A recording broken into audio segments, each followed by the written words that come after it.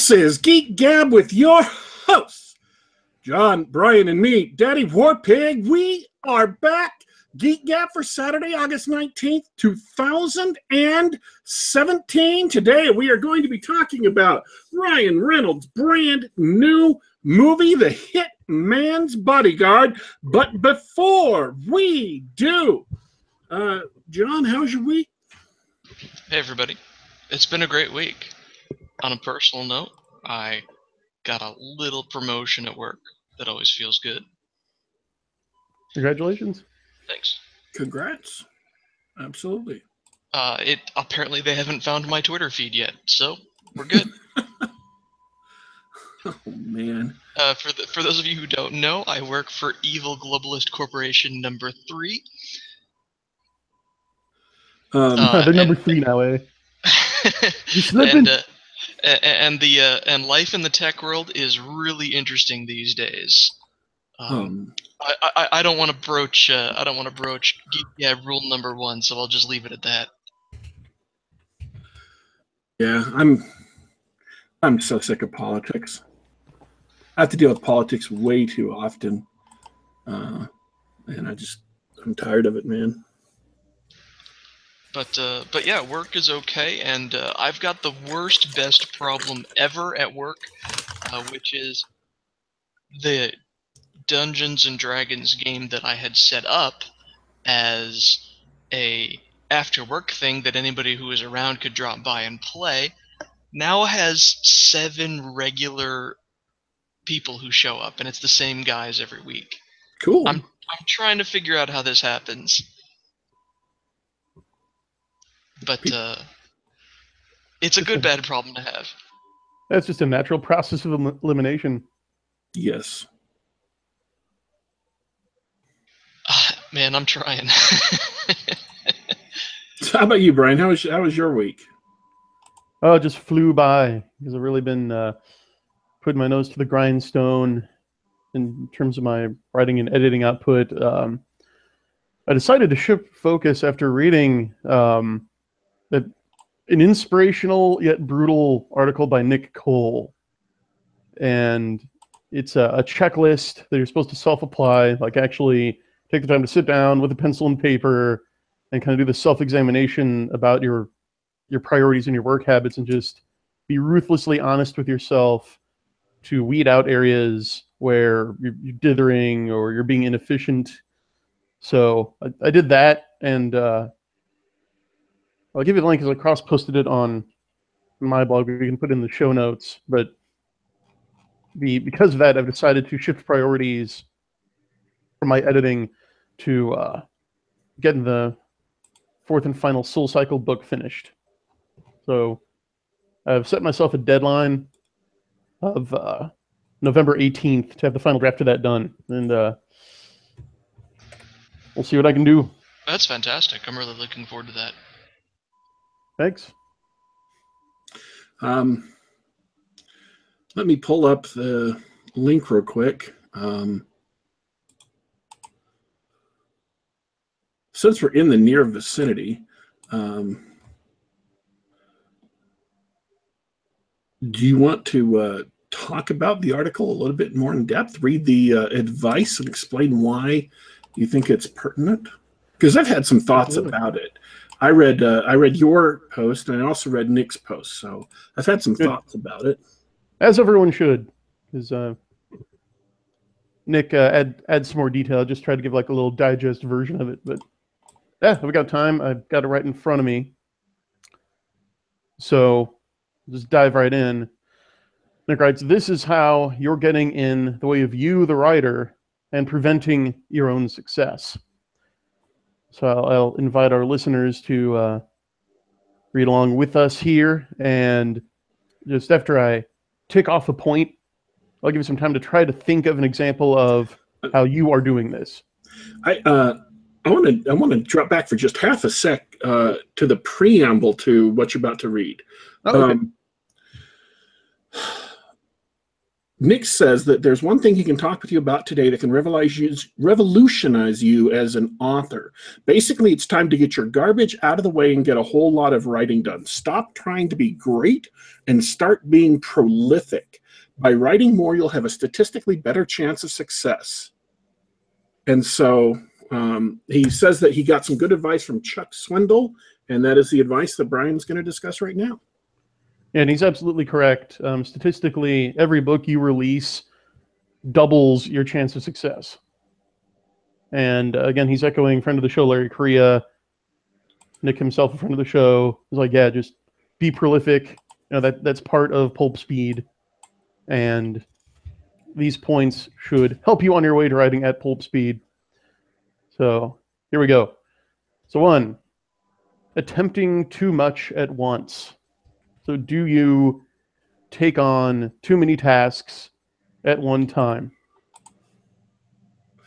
I've got an interesting also sideline on that. Okay. About 5 or 6 years ago, I started choosing what things I was going to attempt to learn about. So, for example, I could sit down and take time and try to learn cover design and how to make a really nice cover from artwork. But that would take a lot of time and it'd take a lot of effort. Now, I already own the software. I already own Photoshop. But it would take time to learn how to use Photoshop better. And then once I knew how to use Photoshop, it would take even more time and practice to get decent at it, to get not crappy at it, and then even more time and more practice to get kind of sort of good at it, and even more time and more practice to get pretty good at it. And then if you wanted to get better than that, you were talking more time and more practice. I have done this with several different areas of my life, and all of them have stood me in good stead. But starting about 5 or 6 years ago, I just decided, you know what? I don't have the time in my life to spend on learning this.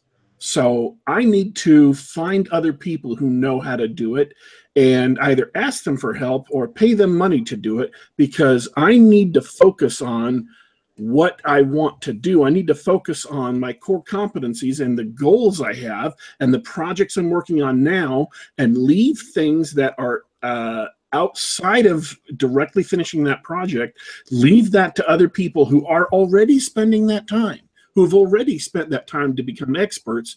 I don't have to do it, and it's a waste of my time. Like another one was learning how to edit videos in Movie Maker or whatever, so I could upload them to YouTube. I mean, it looks cool and it's really interesting. You see, like Zero Punctuation is one example, or any of the other movies that I frequently post to my blog, like Cinema Sins, or 7 Things You Didn't Know About, et cetera, et cetera, et cetera. But it takes time to develop those skills. It takes time to learn how to do those things. And depending on what you want to do with your life, it may be time you don't have. And certainly you don't have time to learn everything. You have to pick and choose what you're going to do. And I just realized that consciously several years ago, and I simply have made the decision every time I think about it, oh, that would be neat to learn to do. I have to think, no, you know what? I don't have time to do that. I have to get this stuff. I'm already working on a massive project. I need to spend time on the project, not on irrelevancies. Right. And he gets into that a little farther down, too, with the delegating. So good for you. I'm glad you came to that healthy conclusion. Now, the next one is one that I'm susceptible to: unrealistic time estimates. Okay, everybody. So when you're taking on a new assignment, stop and ask yourself, how long will this project really take? And actually look at the data, look at past examples of when you've done something similar. How long did it take you?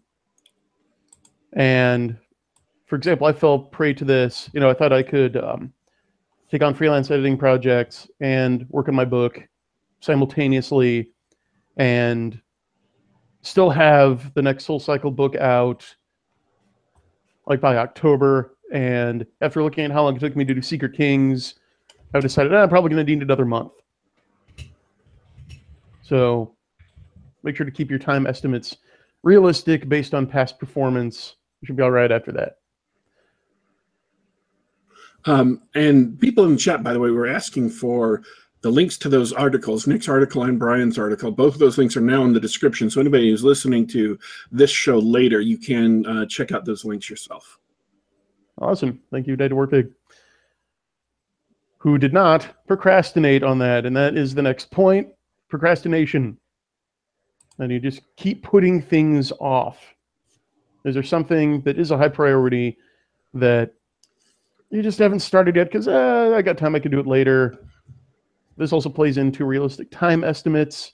And also, to expand on that, I've read some other articles on procrastination. And researchers have found that procrastination doesn't really come from where you'd assume. It's not about laziness or lack of inspiration. What it is a form of learned helplessness or fear of failure, right? So the reason that you just don't feel like starting a project, that you want to put it off, is some form of anxiety about the process. So usually with a writer, it's your inner editor suggesting to you that, well, you can't do this. You're not up to this task. You're not good enough. It's going to suck. People aren't going to like it. And one of the big mistakes people make with procrastinating is like, well, they just try to will their way through it with willpower. And that actually isn't the best approach. That takes a lot of energy that you should be using and devoting to your project. So instead, what you do with that internal critic is you listen, right? You say, okay, you kind of start a dialogue with yourself. Well, why do I think this might suck? Like, oh, there's a lot of dialogue in here. You're not that good at dialogue.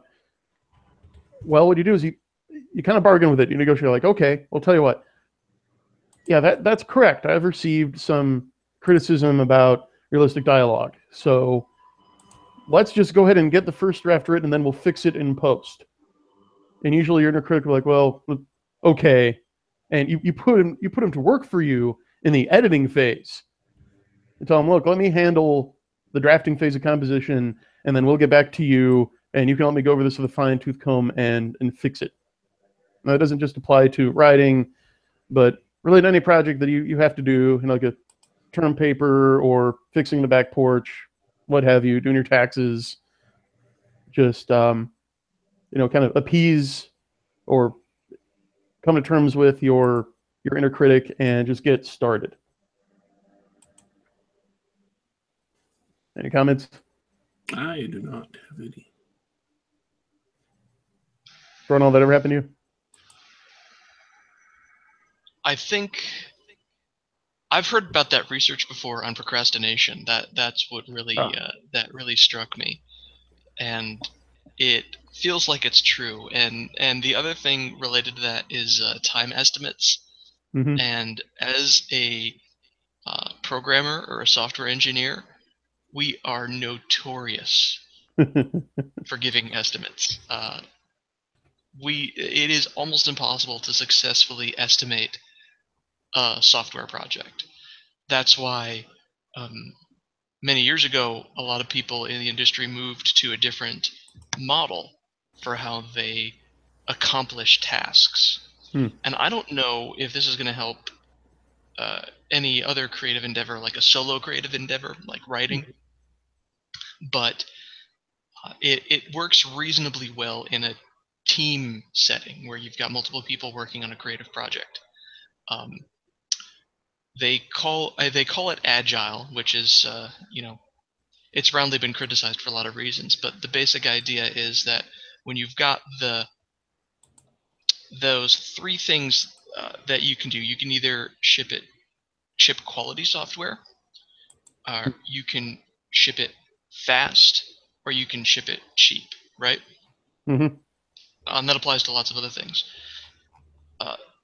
And when it comes to estimating software, in the old model, you would say, okay, we're going to ship this thing. In your context, it'll be like, I'm going to do this book, and I've got a deadline here. And if you don't meet the deadline, you have to push the deadline, because whatever you wanted to ship isn't finished. Mm-hmm. Okay. An agile methodology in software does it slightly different, where it says, okay, we're going to ship at this date, but we're not committing to a specific set of features. What we're going to do is we're going to iterate. We're going to say, we're going to finish one feature at a time, and at the end of each cycle, each iteration, we should have a product that we can ship.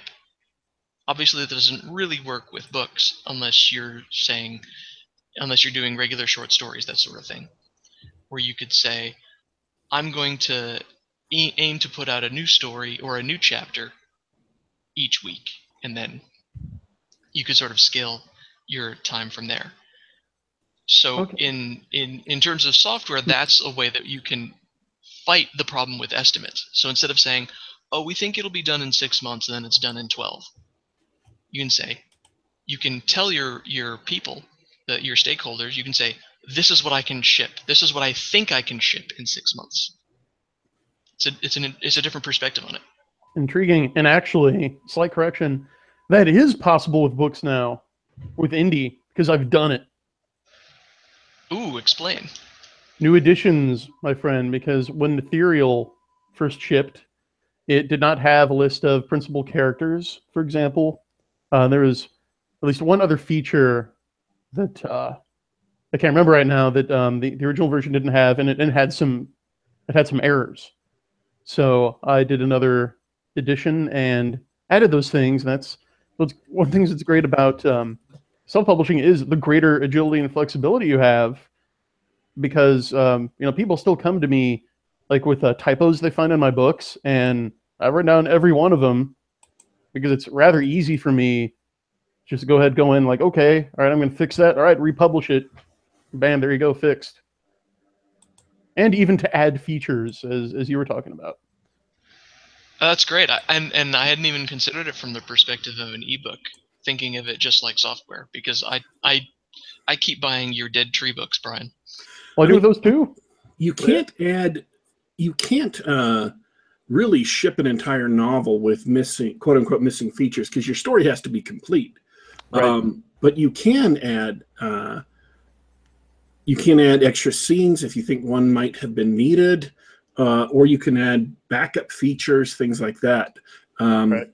And so, yeah, that's definitely possible. Well, Tolkien famously, I mean, even back in the day, changed the Riddles in the Dark chapter in The Hobbit to be more in continuity with Lord of the Rings.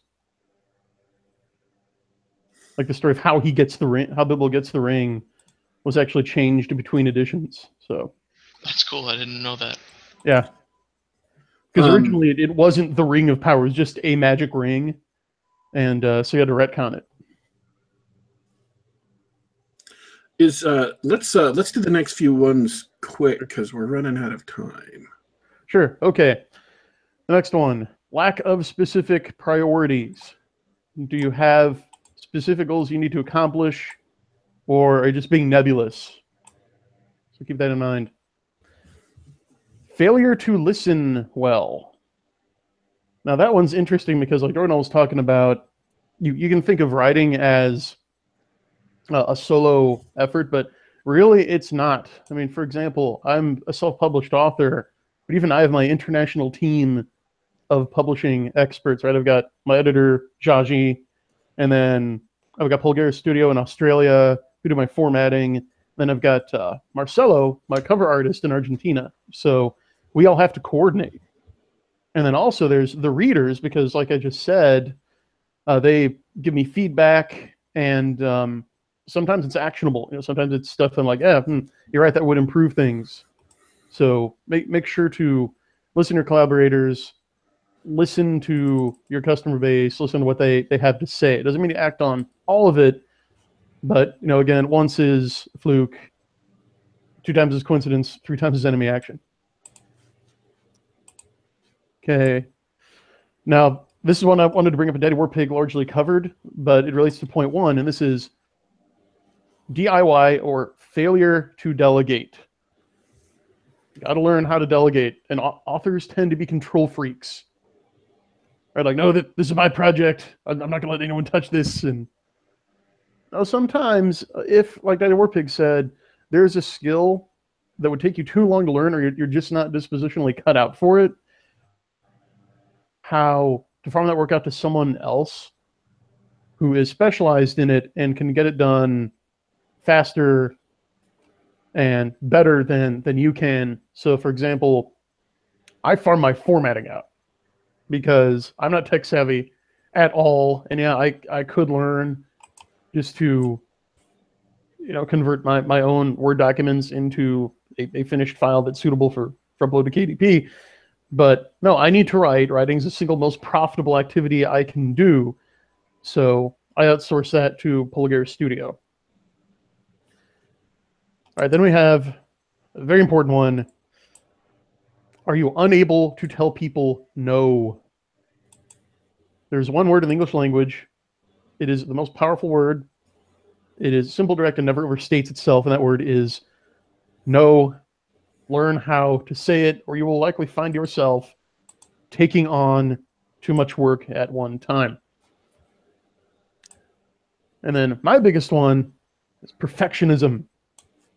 Do you just focus on needless details? Are you missing the forest for the trees? And I think the critical point of that is needless. Absolutely. Anything that is important, you should focus on and get it right.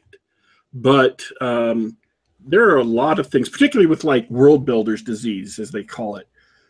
People just invest way too much time in world building and elaborate things that the audience isn't going to know, or if you do put it in the book, the audience is going to be bored or not care because there's just too much detail, way too much detail. You're like, oh man, that's so exciting. I have 3 coinage systems for my countries in my book. You're like, dude, the audience isn't going to care. Like, if you feel you absolutely need to develop that for your book, then go for it. Fine. That's all right. But man, if the audience doesn't need to hear about it, don't lecture them about it. Right. Absolutely. I'm just going to do a couple more of these because some of them touch on things we already talked about. And so the next one I'm going to mention is failure to write it down. The human memory is infinitely fallible. If you get an idea, write it down. There's no author who doesn't carry around like a little notebook or a phone app to jot things down because you will forget. I did some calculations the other day, and I have taken down sometimes lengthy, sometimes short, around 80 notes in a 7-day period. Wow. Of various things. So yeah, I have my phone with me at all times, and as soon as I get an idea, I pull it out, I open up the program, and I record it right then. Good. And they have found that tasks that you physically write down are more likely to get done. So good for you. Okay. And then finally, the last one I'm going to talk about, there are more at the link, is not doing first things first. Do you prioritize? There's a famous story that is mentioned in Nick's post about Bethlehem Steel founder Charles Schwab, who hired an efficiency expert. And he basically told him, look, if you can give me a way to increase my productivity, then I will give you a blank check. You can fill in whatever you think is fair if it works. And the guy gave him some very simple advice. He said, look, first thing in the morning, like when you come in, write down all the tasks that you need to get done today in order of importance.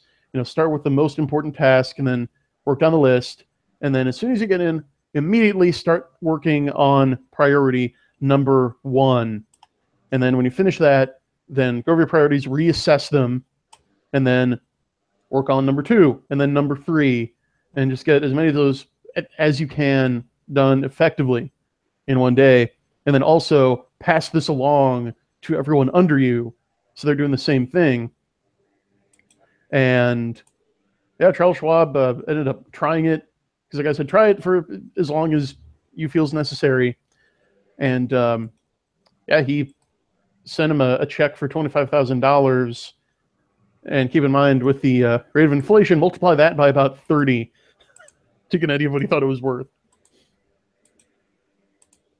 Oh yeah, that reminds me of they give us similar training at Evil Globalist Corporation number 4, where advice number 1 is the first thing you don't do when you get in your office is check email.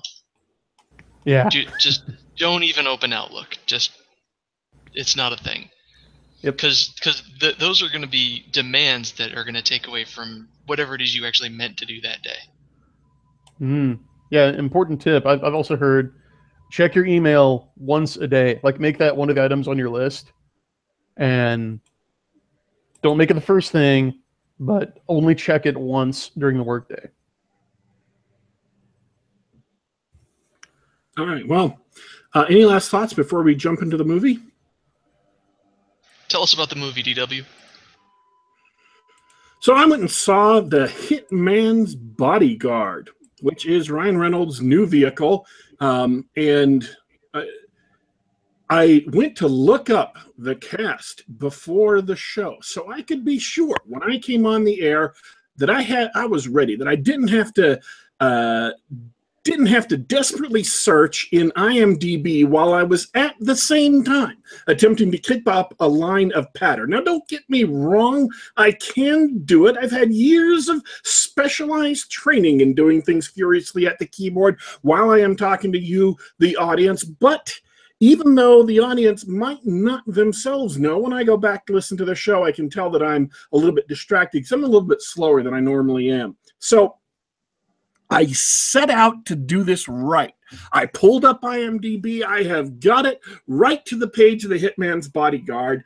And really what you want to do is just tell you guys who the most important people in the show are, who the big name stars are. You don't necessarily really care that Valentin Strajanov is playing Petr Asimov Jr. You don't care. That none of that means anything to you. But I found on the IMDb page that the characters are not, the actors in the movie are not listed in order of the most important or biggest name actors first. They're listed in the order they appear in the movie, which completely wrecks any usability of this list. Fortunately for you, I was also dedicated enough. I was also committed enough. I was also devoted enough to my craft to go through and pick out the 4 names that you're going to want to pay attention to anyway. This movie stars, and you might have guessed this from me saying it's a Ryan Reynolds vehicle, so the fact that Ryan Reynolds is in the movie should not shock you at this point. Ryan Reynolds is in the movie. Samuel L. Jackson is in the movie. Salma Hayek is in the movie, and Elodie Young. Now, you may be confused as to that last one, who exactly Elodie Young is, but the fact is she's a major character in the movie, and she is also Electra Nachios, the psychotic ninja chick on both The Defenders and season 2 of Daredevil, and she's been in several other movies as well. Again, I looked that up before I got on the show. She was in Gods of Egypt.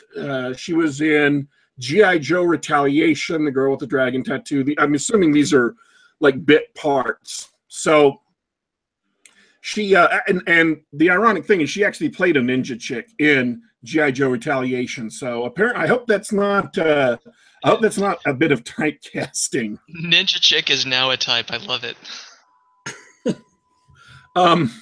Watch this space. By the way, so the question you have at this point is, oh, that's fine and good, but was the movie any good, Daddy Warpig? Did you enjoy it? And I would have to say this.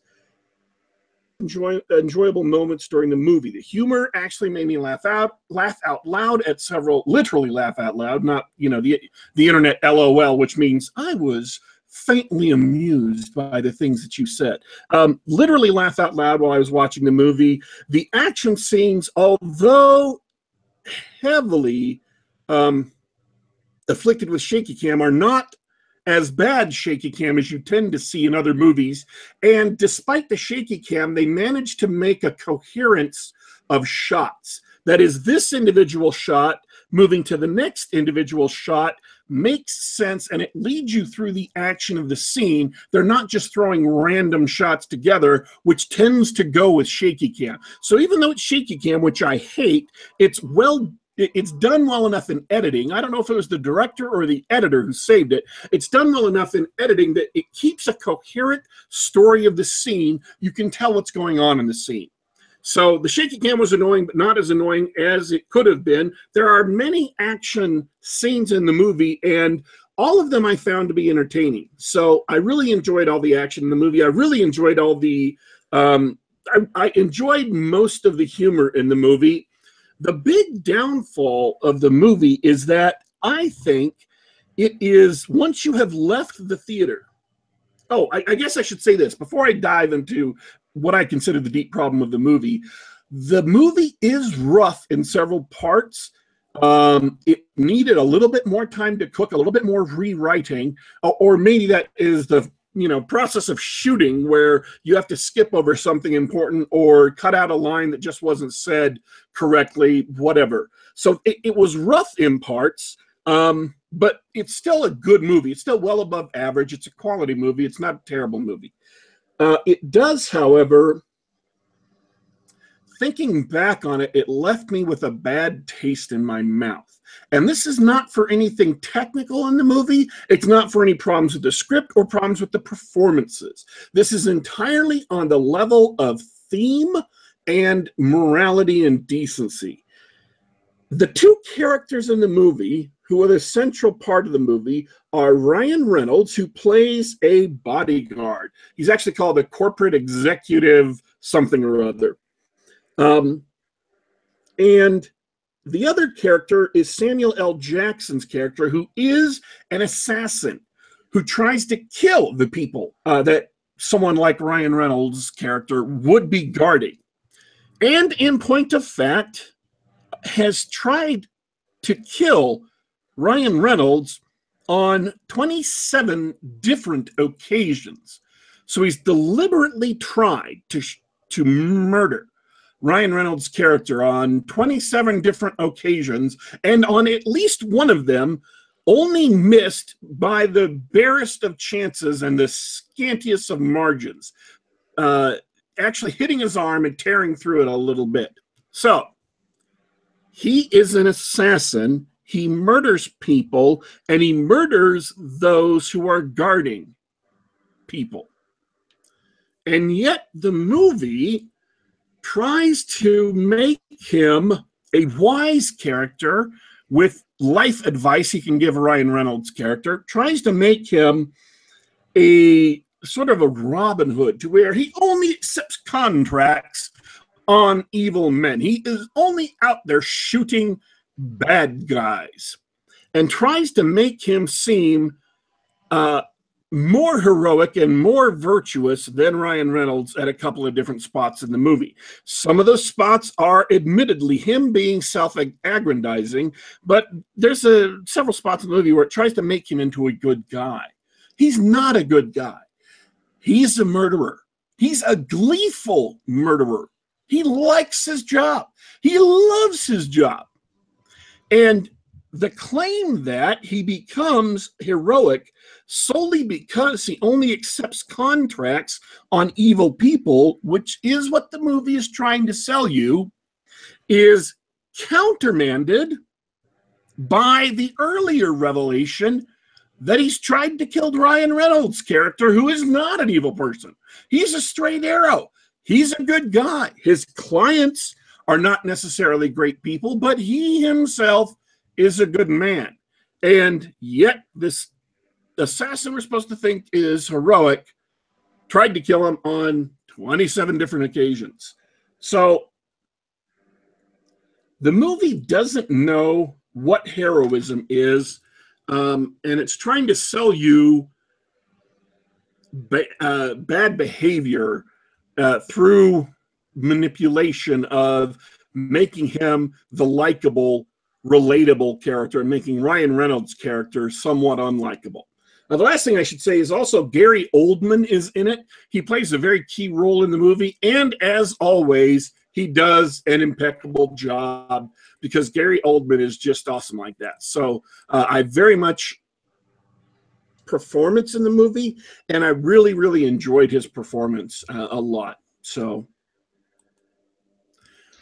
would I recommend you go see it? It's definitely, if you like action movies, it's worth going and seeing at least once. If the description I've given to you of the movie makes you say, I'm not sure I want to go see that, try to catch it on cable or Netflix or wherever it pops up, Redbox, whatever. Because if you like action movies, it's a good action movie. You probably ought to see it. If you like action movies, you can go see it, and you will probably have a good time. Oh, that sounds good. I like action movies myself. The one thing that I wanted to comment on was it's a little strange that you would take a script, and as much as moviegoers love Samuel L. Jackson, but flipping the types where Ryan Reynolds is not the lovable character is some sort of a weird decision to me. That's his whole shtick. Yeah. Speaking of typecasting.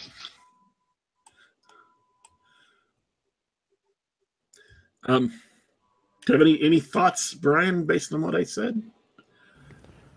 Yeah, it sounds like they're trying to fit that assassin character into the Hollywood formula as the relationship character. Yeah, they're trying to make it almost a buddy cop movie.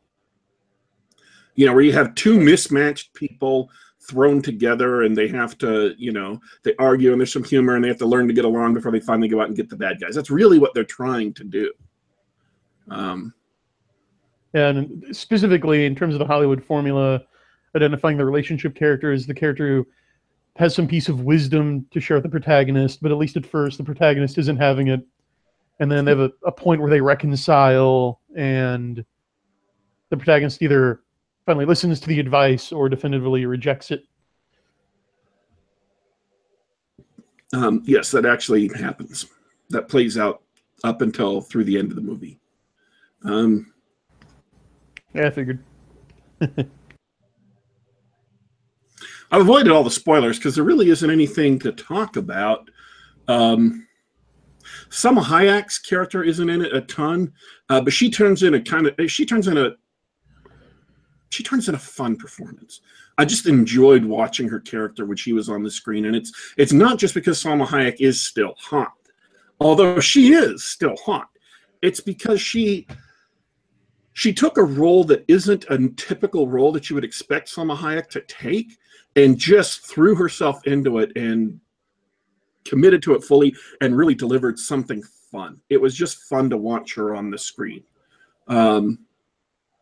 So, I mean, there were good performances. Samuel L. Jackson plays the same character that Samuel L. Jackson always plays. So I'm not criticizing his performance. He also turns in a great performance because Samuel L. Jackson is nothing if not consistent. I know he has done performances that I haven't liked before, but most of the time, especially recently, he's just, he has a specific skill set as an actor, and as long as he's in that skill set, then he knocks it out of the park. This movie was in his skill set. The Hateful Eight was in his skill set. The Attack of the Clones was not in his skill set. That was so far outside his skill set. It was almost the exact opposite of his skill set. And so I think he did as good a job he could with the material, but it did not naturally play to his strengths. So if you've seen Samuel L. Jackson in movies before, you know what he's going to say. And they even make jokes, by the way.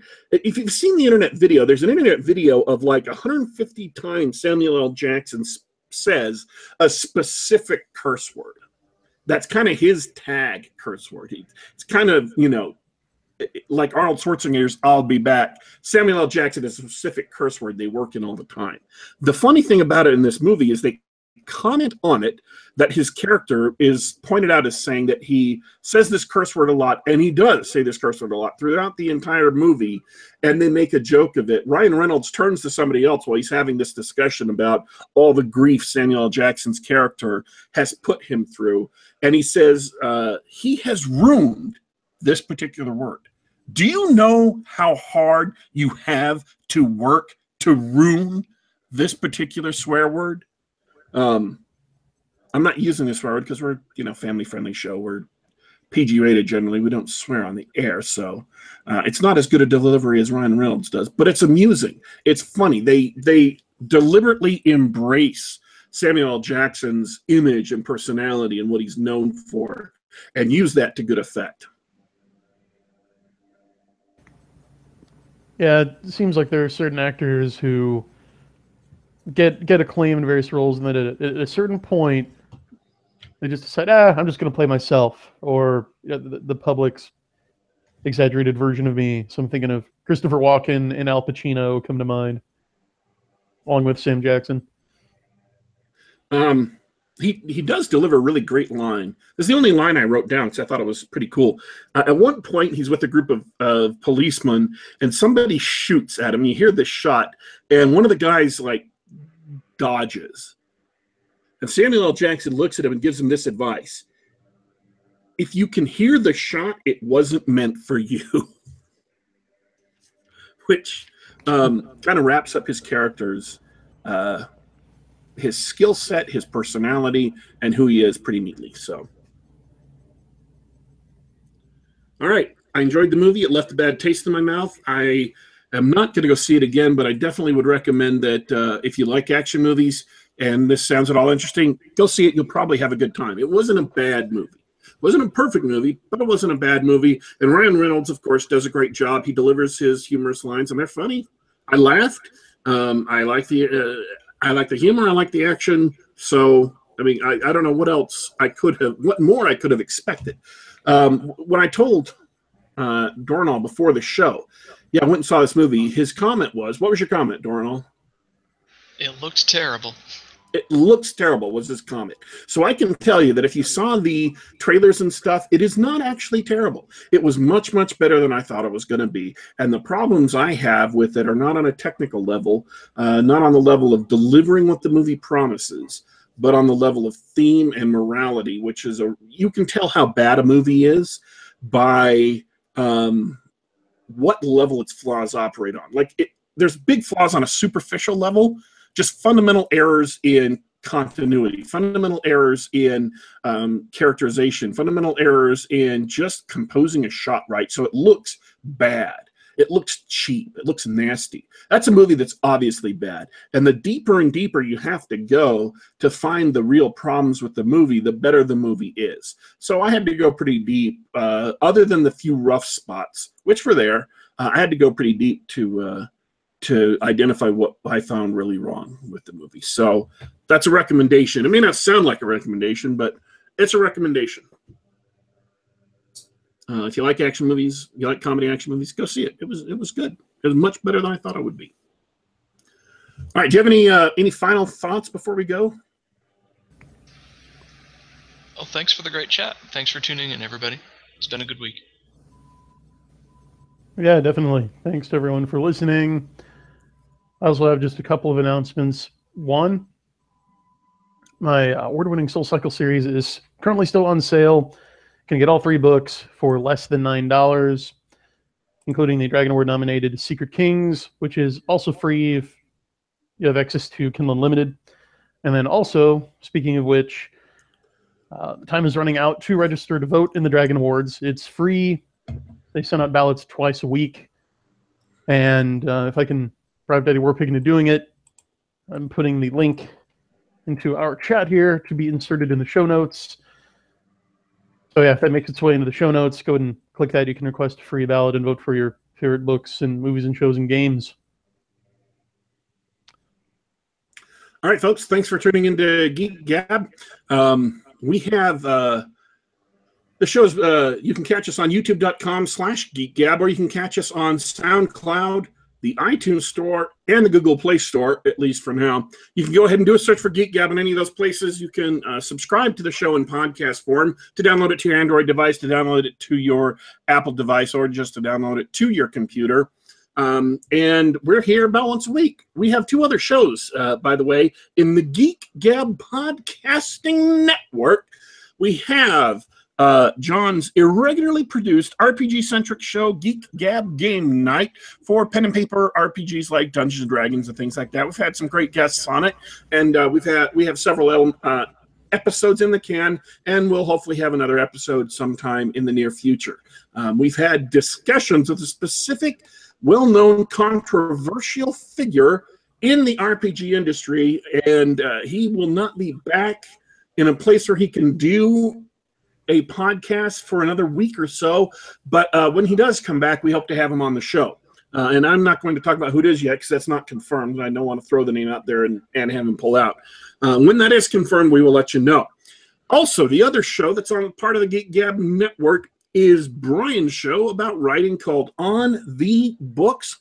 And On the Books is generally weekly on Wednesday afternoons. And Brian has great guests on there, and he also talks about great advice for writers, for wannabe writers, for up and coming writers. And so you can give that show a listen. I've listened to every episode. It's a great show. By the way, all of our shows are available in playlists right here on YouTube. So if you just want to watch one episode after another, or just want to listen to one episode after another, they're all available on playlists. You can just play the whole thing. If you want to have announcements and notifications about when we're going live, click the subscribe button and be sure to click the little bell icon to double secret subscribe so you actually get a notification about when the show is going live, when we schedule this, stuff like that. So you can come join us, jump in the chat. Again, as always, we've had a great and fairly vigorous chat today with some good questions and some good discussion that goes away once we're done with the show. You don't ever see it. It's gone. So unless you come and listen live, all of the great stuff they talk about in the chat, you will never know about. Thanks for tuning in, folks. We are leaving you for today, but don't worry. Don't you fret. We will be back.